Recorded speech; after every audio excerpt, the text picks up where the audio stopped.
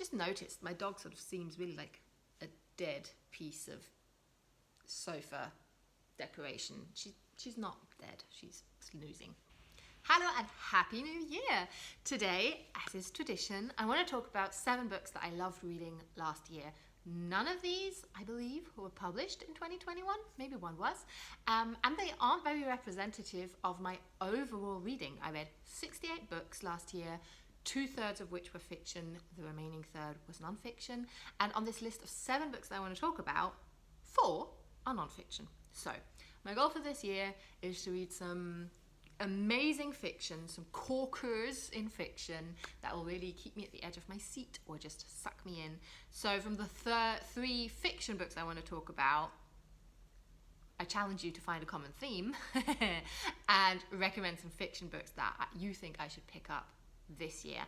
But I'll start off with the non-fiction books that make it onto this list, 2 of which were prize nominees for the Wainwright Book Prize, which is a UK-based book prize rewarded to books about nature writing. These don't have to be non-fiction, but they tend to be. And one of the 2 that I read was Featherhood by Charlie Gilmore, which could have been, should have been a really confusing, messy book, because Charlie Gilmore talks about his background. On the one hand, he has this probably bipolar poet dad, and he talks about his very difficult relationship with basically an absent father in his life. His father has died, so I guess that's not a spoiler to a non-fiction book, and he talks about working through this shade of grief that is really difficult to digest, seeing as he never really had a close relationship to his father, and the relationship to his half-sisters, who were much more part of his father's life. So there's this whole theme on fatherhood and father-son relationships, hence the wordplay Featherhood in the title. And this also then relates back to, unsurprisingly, his reluctance, hesitance, fear of becoming a father himself. He also talks about his relationship to his girlfriend, who he then marries over the course of the book. And it is all wrapped up in him and his girlfriend taking on a magpie, a little magpie chick, baby, what do you call them, that's fallen from its nest, and they feed it, nurture it, have it as a pet, and a magpie isn't a good pet. So I love this duality in non-fiction memoir nature writing between psychological, emotional struggle that bleeds into non-fiction nature writing topic. And this book just delivered on that amazingly. It didn't win the prize, but I thought it was excellent, and it could have won the prize. I am not, however, salty about English Pastoral by James Rebanks winning the Wainwright Prize. This is one of the other books that I read last year and loved.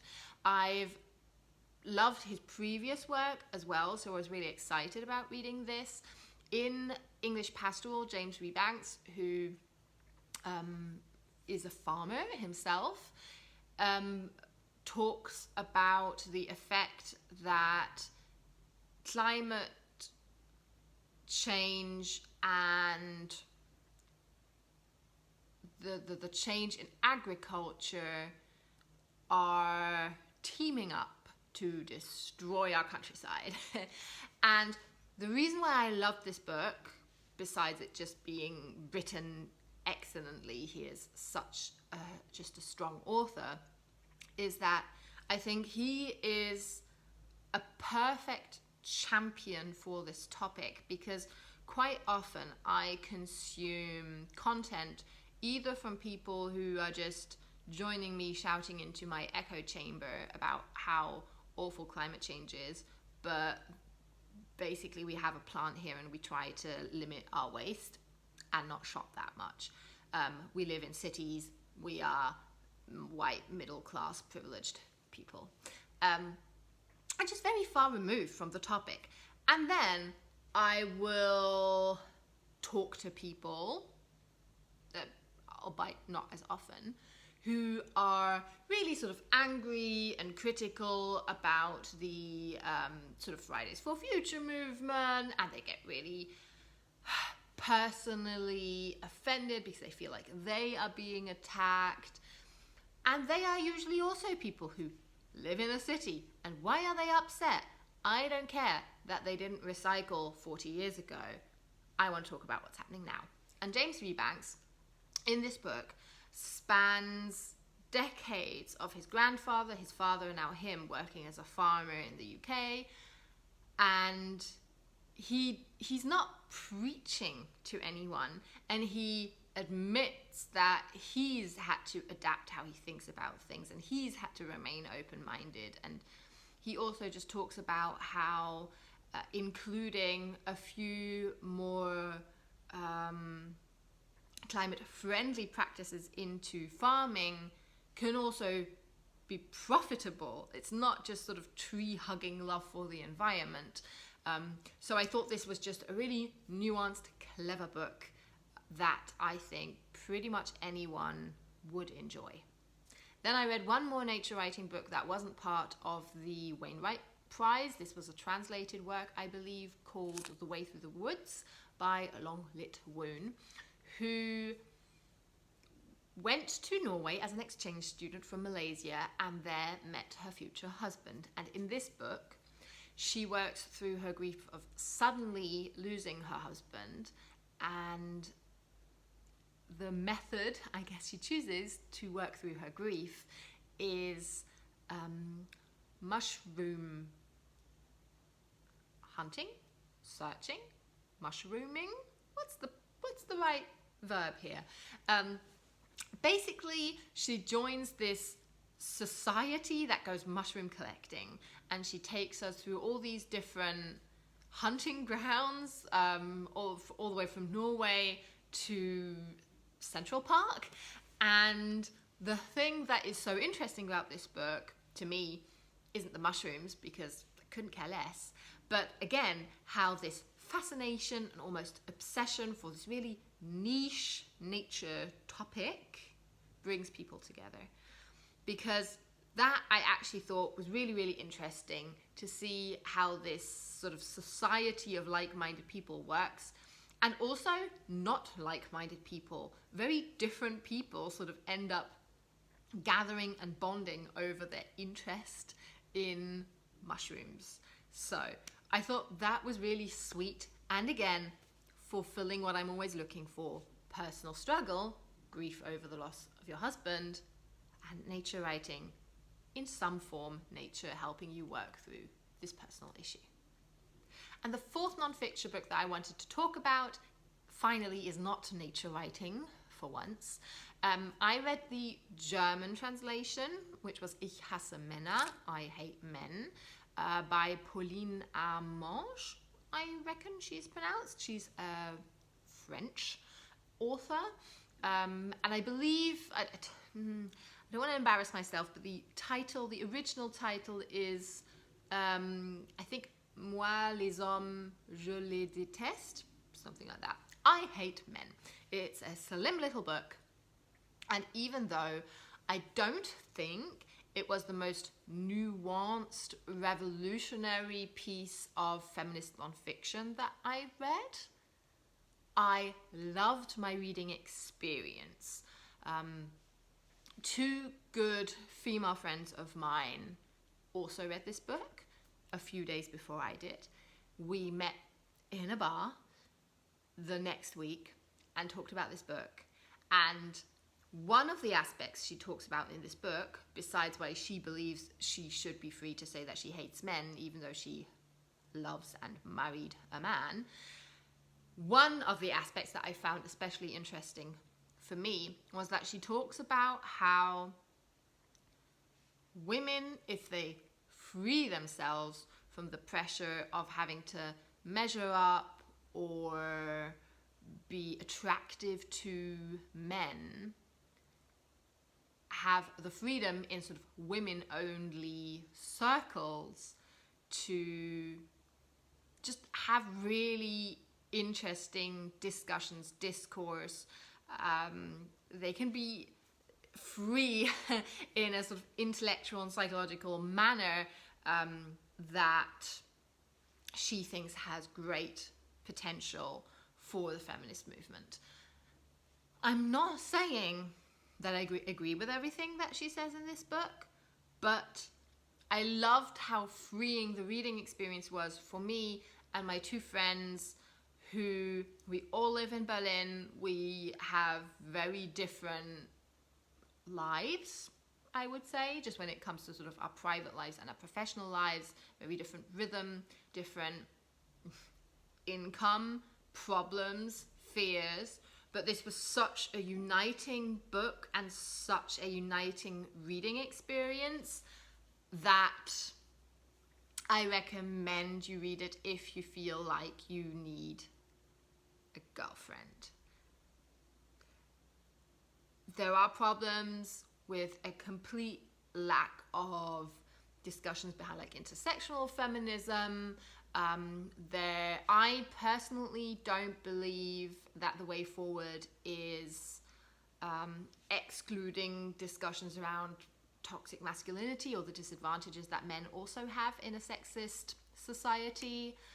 But again, I'm harping on about it now.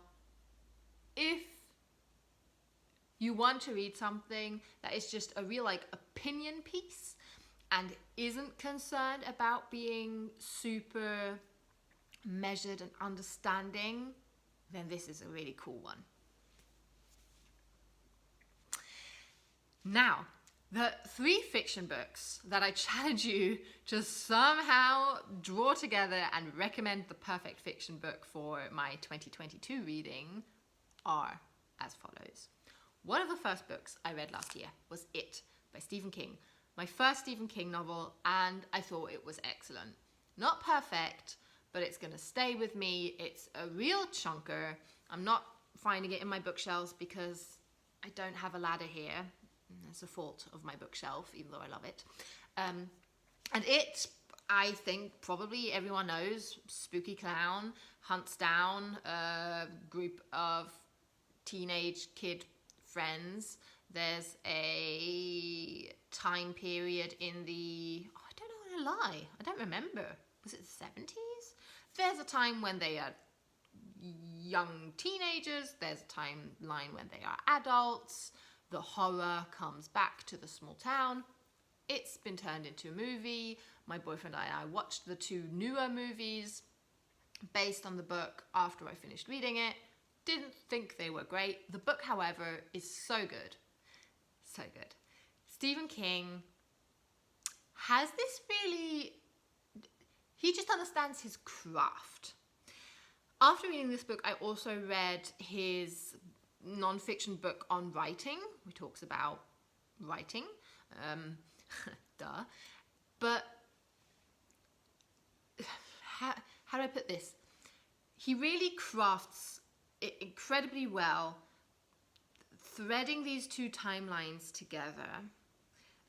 And even though it is probably labeled as horror, the best thing to me about this book was how uncomfortable and horrific the real life aspects were.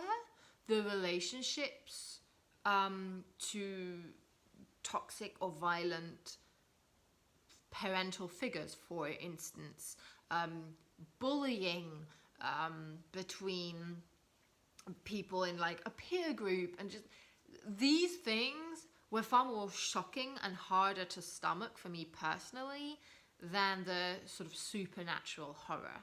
And that's also the reason why I thought the book was better than the movie, because I thought the movie leaned quite heavily on Pennywise the clown and that horror aspect. It didn't drag, even though it's a very long book. There's a really, really questionable ending, which makes me struggle with claiming that it was one of the best books I read last year because that ending is just super messed up.